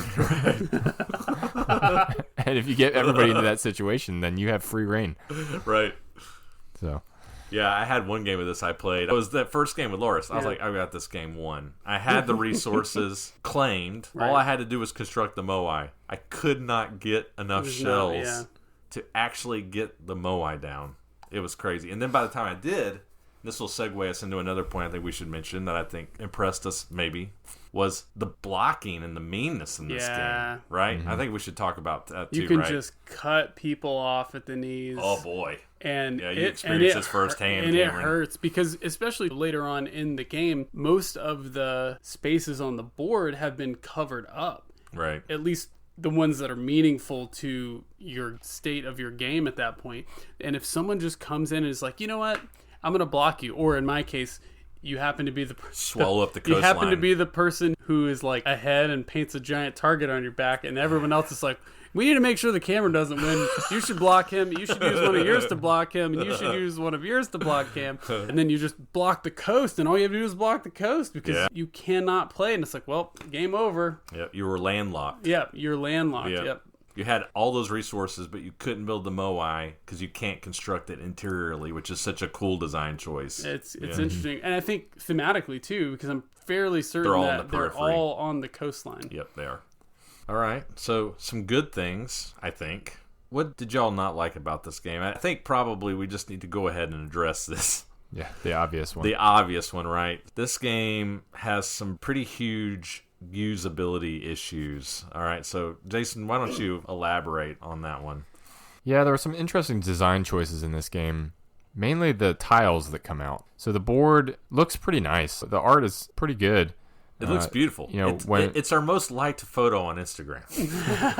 Yeah, by a mile. True. If you look at the board with no pieces on it, it looks great, right? The art is appealing and everything. Yeah. The problem is that all of those spaces that you see on the board, none of them are available at the beginning of the game, except for 8 of them. Right. And that's denoted by placing a tile, which is drawn out of a bag, like you said, Chris, and placing that onto the board. The problem is that the tiles look exactly the same as they do printed on the board. Yeah, and they're paper thin. Yeah, and so the only way that you can tell which tiles are actually available at any given time is by trying to lean it at the exact right angle and get the glare to bounce off the top of the tile so that you can tell, okay, that one's raised a little bit. They could have grayed out the tiles on the board and made it come to life throughout the game or something as these new tiles come out on the board or something. Yeah, we actually had to get good old faithful Dwarves Incorporated out. Dwarves Inc. saves the day. And actually put gemstones on the tiles so that we could see which tiles were active in the game. That should just never happen ever. Yeah. That's terrible, right? It's such a basic functional aspect of a game. Yeah. Yeah. Like we were It should have been addressed as soon as the initial print was out. We were talking a little bit about this off air about Rheinlander when we took our break, is that Rhinelander has a little bit of this too. Not being able to make a good move, not because you didn't see it, but because you didn't see it. If you know what I mean? Not because you didn't understand it, because you just didn't see the tile. That will happen to you in this game if you don't mark these tiles in some way. And then to top it off, the freaking shells. Oh my God. I even forgot about the shells. The shells look cool. When I opened the box, I was like, oh man, these shells look awesome. Until I realized when you start to try to put them on the board, they don't lay flat and they just roll all over everywhere. They're like the cone-shaped shells. Again, terrible. Somebody hits the table a little too hard or drops something, God forbid. It ruined the game. All the shells are just everywhere. Yeah. All right. Anything else? I think that covers it for me. Should we move on to final thoughts then? Let's do it. Yeah, let's go. All right. Well, I'll lead off. I haven't let off on one of these yet. I enjoyed playing Orongo. I think probably of the three, I enjoyed this one the most. It's easy to learn. It's not overly complicated. And yeah, I feel like it does hit that hidden gem sweet spot that we look for, where it's simple, but the core decisions like blind bidding in this one are really tough. I'm going to give Orongo a 4. I really wanted to win this one, and I got close each time I played, so I'm kind of eager to keep exploring it and hopefully win at some point. Awesome. I landed on a 4 for this one too. I'll come right out and say it. And I think it could potentially be in 5 territory with more plays. This is probably my favorite blind bidding game, right? And we've talked about the reasons for that. It gives such a added dimension to that blind bid component to, do I try to grab shells with the 0? Do I try to get in second? Or do I really need to be in first? Yeah. Really enjoyed that part. The closed economy keeps it interesting as well. You're always feeling that pressure of, do I need to acquire shells now, or do I need to spend shells now? And even the concerns about the leader bashing part of it, I think, is mitigated by just play more wisely, right? Don't play that way. Don't put a target on your back. Figure out how to balance that out. This game is like walking on a knife's edge, right? Of both balancing out your money and balancing out when do you step forward and make that move. I think when Lars won that first game, he won it to the shell. He did. Right? Yeah. And that's not uncommon in this game. Like, you have to work it down to that level, but not in an overly punishing way. It's an enjoyable puzzle to solve. So, yeah, I gave this one a 4. Would definitely play it again. And like I said, it could verge on 5 for me. Nice. Very similar thoughts to you guys. As I mentioned earlier, I don't like blind bidding games. So I gave East a 4 way back when we reviewed it. And that's probably the only blind bidding game I've ever enjoyed. Asterisk blind bidding. Asterisk blind bidding, right. This game, I like better. Much better, actually. I'm going to give this game a 5. I think the game is really excellent. And that's really saying something. I can't see a multiverse that Chris exists in where he would give a blind bidding game a 6. I guess there's an alternate version of me out there that would give a blind bidding game a 6. Just because I don't love the mechanism. But this one does it about as perfectly, I think, as you can do it. Like Jason said, I really like how you can maybe guess the wrong way a couple times in this game and you don't feel absolutely sunk like you do in a lot of blind bidding games where you don't get what you wanted, and a lot of times you lose your bid, which is particularly crushing, but not that uncommon in blind bidding. I enjoyed the carrot approach to the stick approach for this particular kind of mechanism. Now, having said that, you all know me, and I like a little pain in games. I just don't like guessing pain. I like to have control over my pain. And this game allows for you to pump the brakes on a leader in a way that I enjoyed. That didn't feel cheap. It felt strategic. If I block Cameron on the coast, I have to give up my disc to do that. Right. You know, and it may benefit me 0, right? The only way it's benefit me is I'm pulling him back. Because I don't win the game. Exactly, next right. But it doesn't help me win the game necessarily, but it does extend the game to where I have a chance to win, and I appreciated that I can plop that disc down on that resource that I know you need to win, or I can take that coastal spot that I know you need to win, and pull you back and allow myself to have a chance to still win the game. Yeah. Good stuff going on here. 4,356. It's a bit low. Bit low, I think. This game, I think, just hasn't been played by many people. I think if you like auction games... You guys think we might have found a hidden gem? I think we succeed in our podcast? Well, I think Spectaculum hovered in this area as well. Yeah. And that's another Knizia that we like. That's a travesty. It is a travesty. Spectaculum's better than this game, but this game deserves to be played. If you like auctions at all, this is a must-try, I think, just to experience it at least once. So. Also, I need to say, with this set of games, I got really familiar with not winning on my next turn. I'll just mention that. Thanks, Jason. Thanks, Chris. Close. You're welcome. All right. Where can we find Orongo? All right. So, interestingly, this one, there's only one copy on BGG, which is pretty unusual, but it is available at Noble Knight. So, you can get Relationship Tightrope. And then Orongo, and see, now you can get 10% off. See, it works out just right. Nice. So yeah, you can't get it at Noble Knight. They have it available there. Give it a try. There you go, Gems 21. Well, those are our thoughts on Orongo. Thank you for joining us on this Reiner Knizia episode of Hidden Gems. It will not be the last one. If you like what we're doing here, please remember it's a huge help to us if you'd leave us a rating or review on your podcast platform of choice and follow us on our various social media platforms. Check out the BGG Guild if you want to interact with us or share a game that you think is a hidden gem. And if you're so inclined, please consider checking out one of those new tiers on our Patreon at patreon.com/hiddengemspodcast. Until next time, I'm your host Cameron. This is Chris. And I'm Jason. Thanks for listening. This episode of Hidden Gems, number 22, was recorded in Raleigh, North Carolina on December 5th, 2021. It's beginning to look a lot like Christmas. Join us again in 2 weeks as we celebrate the holiday season by talking about some of our favorite Christmas traditions and memories, and then review 3 Christmas-themed board games. Hidden Gems is produced and edited by Chris Alley, Cameron Lockey, and Jason Yanchuleff. Our Board Game Geek Guild is monitored and managed by honorary Hidden Gems team member Ghidorah. Our show's logo was illustrated by designer and artist Katelyn Nieto. Check out her work on Instagram at It's Katelyn Nieto.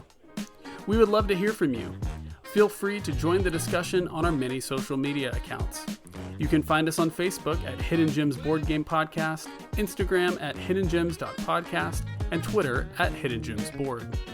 Disagree with one of our reviews? Have something you want to say about one of the games we discussed today?